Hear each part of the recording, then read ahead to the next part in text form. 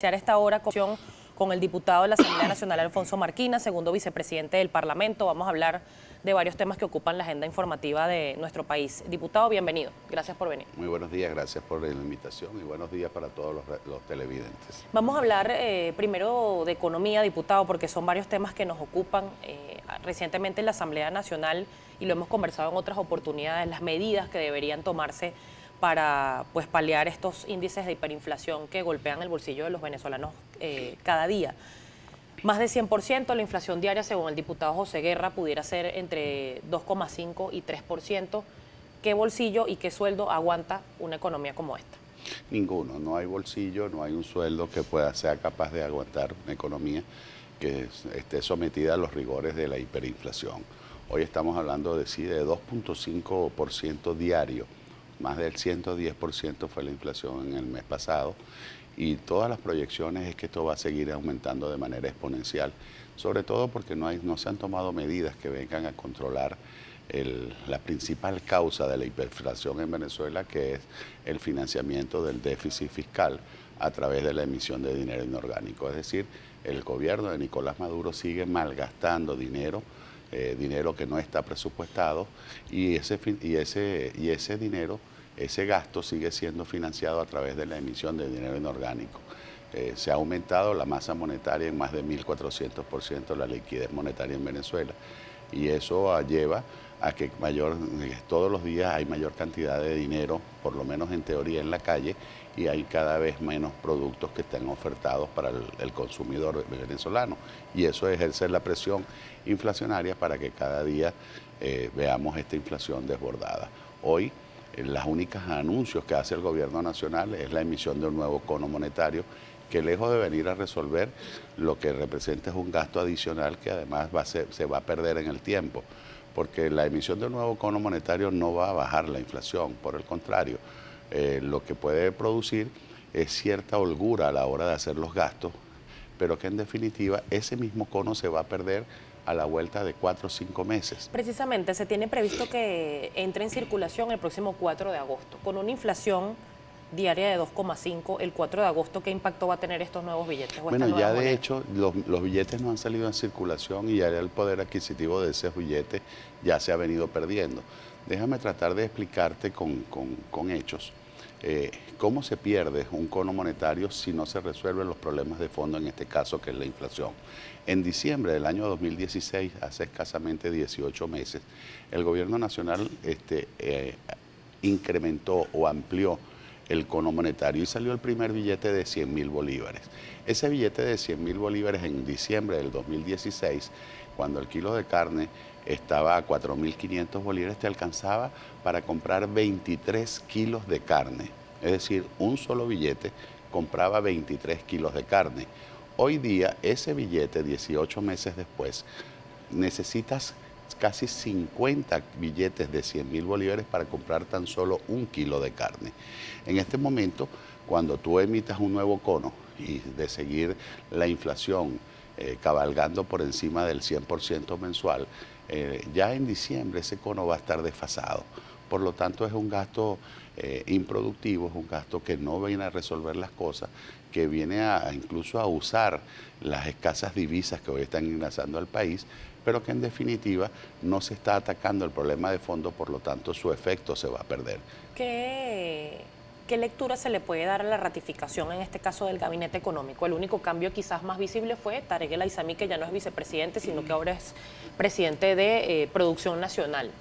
Bueno, lo primero es que el cambio, como siempre en el gabinete, no es otra cosa que un enrosque, una especie de mover barajitas de una posición a otra. Aquí vemos ministros que supuestamente deben ser unos eruditos en todo, porque pasan de vicepresidentes a ministros de Economía, a ministros del Interior, a ministros de Sanidad, han ocupado todos los cargos en el gabinete y el resultado siempre es el mismo, el fracaso de una gestión. Así que estos nuevos anuncios no vienen a ofrecer ninguna esperanza a los venezolanos de que puedan representar un cambio en las políticas económicas, en las políticas sociales, que vengan a resolver la gravísima crisis que hoy vivimos. Así que el que se ratifique prácticamente todo el gabinete económico, lo que significa es que Venezuela va a seguir por el mismo derrotero, es decir, van a seguir haciéndose las mismas cosas y los resultados tienen que ser exactamente los mismos. Cada día mayor inflación, cada día mayor cantidad de escasez y por lo tanto la crisis económica se va a seguir agudizando. Diputado, ¿es un tema de desconocimiento de la economía, de cómo se deben implementar medidas o es un tema de modelo? Yo creo que es un tema de modelos, no tengo la menor duda. O sea, no se puede ser tan incapaz, tan ineficiente de manera que no sea espontánea. Yo creo que es algo deliberado. El gobierno nacional busca generar mayor crisis económica, busca generar mayores niveles de pobreza, mayores niveles de desesperación, de angustia en los venezolanos que no consiguen qué comer, que no consiguen las medicinas para atender sus necesidades básicas y con ello tratan de manipular, de ejercer presiones indebidas sobre esa población a través de unos mecanismos de control social que no son otras cosas que esas llamadas misiones o esos programas alimentarios. ¿El CLAP? El CLAP es un mecanismo de presión, de chantaje, de manipulación. Los venezolanos, lamentablemente, con los CLAP no resuelven sus problemas. En primer lugar, porque solo lo que hacen es llegarle cada 3 meses a las familias venezolanas. Los venezolanos no comen de 3 meses en 3 meses.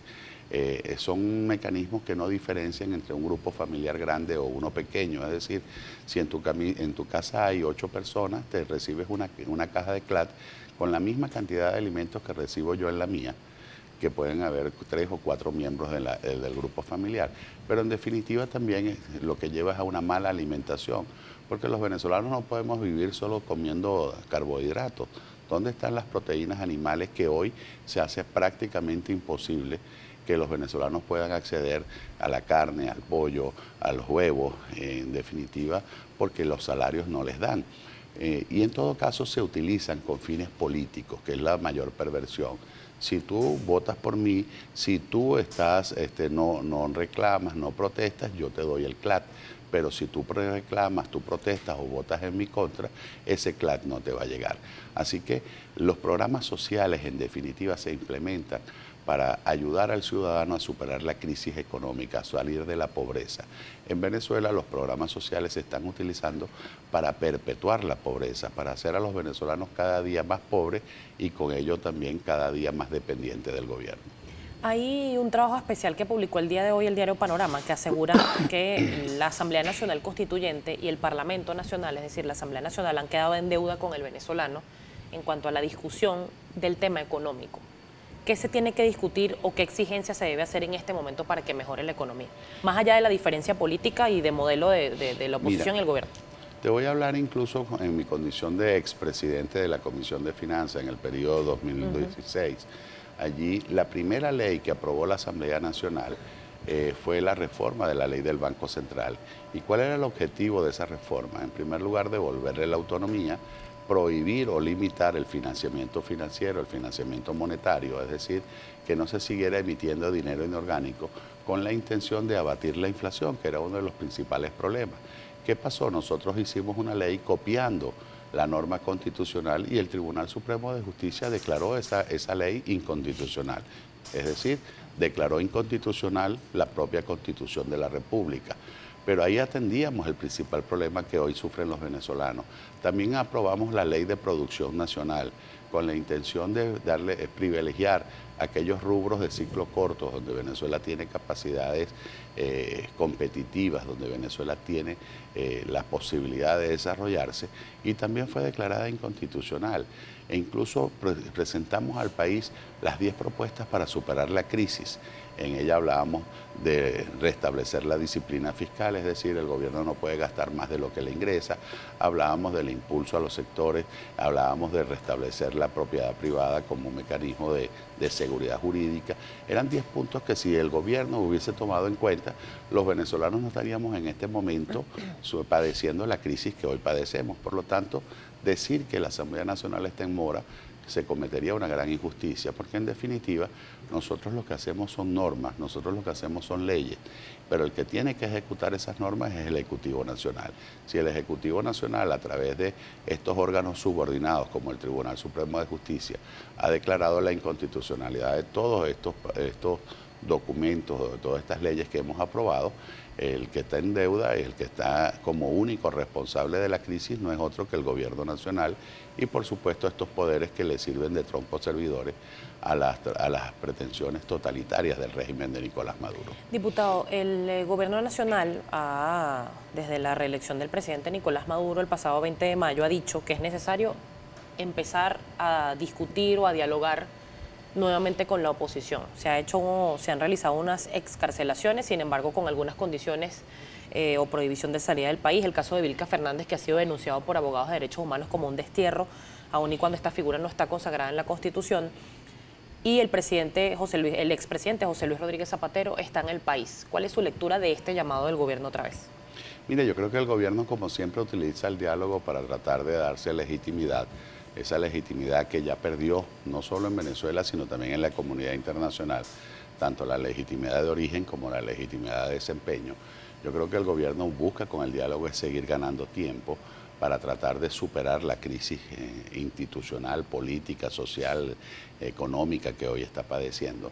Así que yo de manera muy enfática, y en esto no comprometo a mi organización política, pero sí en lo personal, creo que el único diálogo que se puede en este momento establecer es la convocatoria de unas verdaderas elecciones con garantías, es decir, donde tengamos un Consejo Nacional Electoral imparcial, objetivo, donde tengamos observaciones internacionales antes, durante y después, pero observaciones de verdad, no esa caricatura que representó la observación encabezada por el señor Rodríguez Zapatero.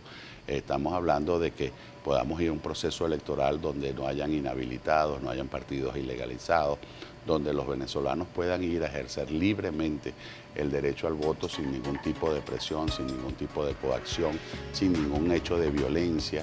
En definitiva, aquí el único diálogo es el que pueden ejercer los más de 20 millones de venezolanos que tienen derecho a votar y que puedan ejercer ese derecho, pero que además el voto tenga la capacidad de decidir, sea capaz